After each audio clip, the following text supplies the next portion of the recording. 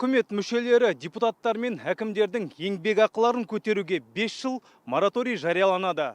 Мәжілістің жалпы A отырысында 5-year moratorium was declared on increasing the salaries of ministers, governors, and MPs in Kazakhstan, announced President Kassym-Jomart Tokayev at a plenary session of the Majlis. According to him, if possible, the salaries of administrative civil servants and state employees will keep rising. It is also planned to increase the salaries of special units, all law enforcement agencies. The head of state highlighted that the problem of social inequality aggravated in the country. He instructed to set up a program to raise incomes and increase grants for business initiatives of young people to 400 monthly calculation indexes. Предстоит выявить реальное количество граждан, нуждающихся в трудоустройстве.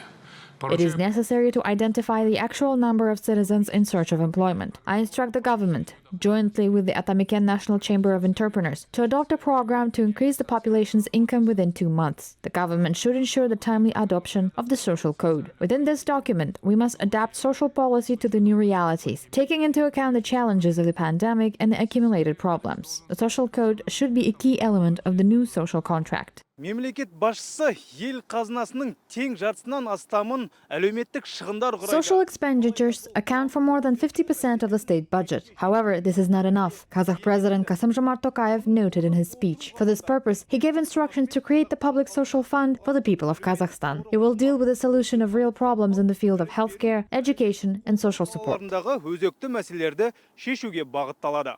В данный фонд будут направлены обязательные отчисления операторов лотерейной деятельности. The compulsory contributions of the lottery operators, the betting accounting center, and other monopolists will be directed to the fund being created. Of course, we expect the fund to receive substantial and regular contributions. I repeat, regular contributions from large businesses. The government must identify the companies that will contribute the money and agree on the amount of the annual contribution. In addition, I expect active participation from those who, in fact, have substantial funds but remain in the shadows. Огромными средствами находятся в тени. Қасым-Жомарт Тоқаев бұл ретте еліміздің President Tokayev questioned the effectiveness of the sovereign wealth fund Samruk-Қазына, which accounts for about 60% of the GDP. He noted that if the fund could not be reformed, it should not be in the country's economy at all. He also commented on the LRT construction, which outraged many. He outlined that this project will not be used for its intended purpose. Nevertheless, domestic and foreign architects and urbanists will have to determine the possible options for its use. жаңғырту үшін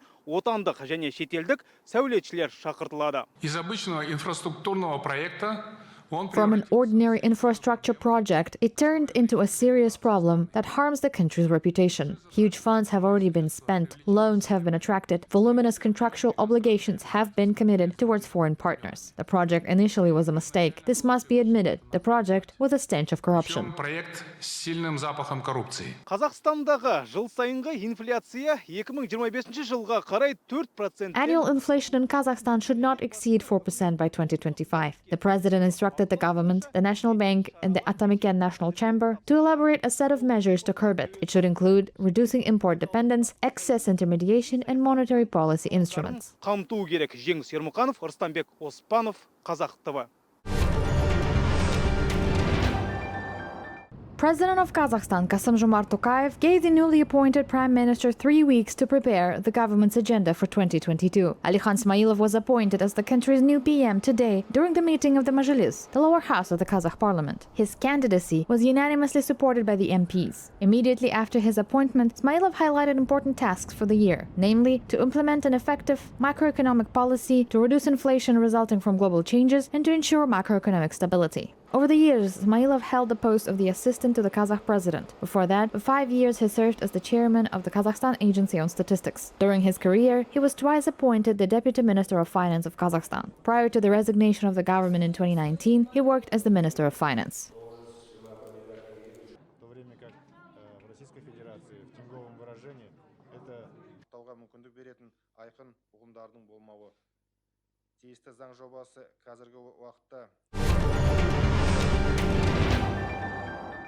Kazakh government carried out a cabinet reshuffle. Roman Skляр was appointed Kazakh first deputy prime minister. Bakht Sultanov will act as another deputy of Alikhan Smailov. Askar Umarov will get a position of Kazakh Minister of Information and Social Development, previously held by Aida Balayeva. Dauren Abayev will be appointed Kazakh Minister of Culture and Sports. Ajar Geniyat, the country's health minister. Kanat Musin is now Minister of Justice. Kazakh Minister of Energy will be chaired by Bulat Akchulakov. Kairbek Uskembayev will be appointed Kazakh Minister of Industry and Infrastructure Development. Alibek Kvantyrov will be the head of Ministry of National Economy. The rest of ministers kept their positions.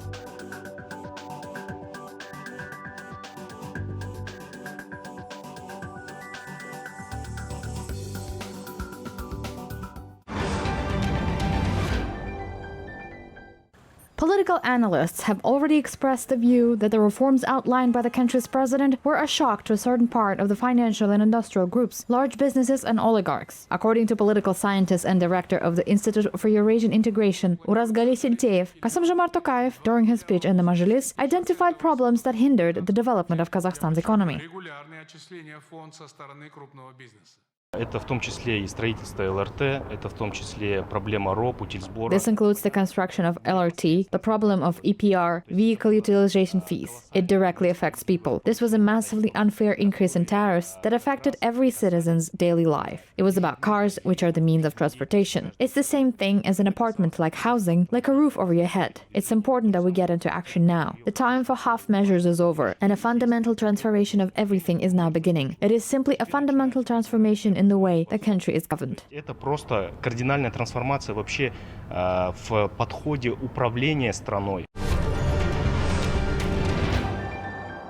The main mission of the CSTO peacekeeping forces in Kazakhstan has been completed. The withdrawal of the contingent will begin in 2 days. It will be a phased process that will take no more than 10 days. This was announced by Kazakh President Kassam-Jomart Tokayev at the meeting of the Majlis. The head of state said that the mission of peacekeepers was successful. More than 2,000 CSTO soldiers arrived in Kazakhstan over mass riots. The peacekeepers were deployed to protect strategic facilities.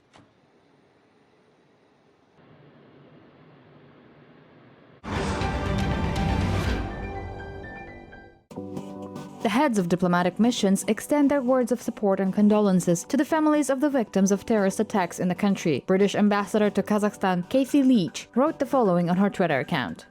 The violence and destruction faced by the citizens of Almaty over the past week has been shocking. Other cities have also suffered violent attacks. On this National Day of Mourning, on behalf of the HM government, I send my deepest condolences to the families and loved ones of those who have tragically lost their lives. We stand with Kazakhstan as it recovers from these devastating events, Leach tweeted. President of the European Council, Charles Michel, also made a post on his Twitter account, commenting on his meeting with the head of state, which took place on Monday in Akhorda. Discussed latest developments in Kazakhstan with President Tokayev, expressed condolence for loss of life on Kazakhstan's day of mourning, stressed importance of EU-Kazakhstan partnership and support to sovereignty, security and stability in full respect of human rights and fundamental freedoms, the European Council President noted.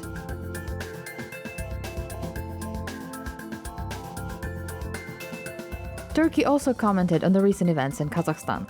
We deeply regret the incidents and deaths in Kazakhstan. Peace and stability in Kazakhstan are our top priorities. Turkey will always be on the side of Kazakhstan, said Ibrahim Kalin, spokesperson for Turkish president.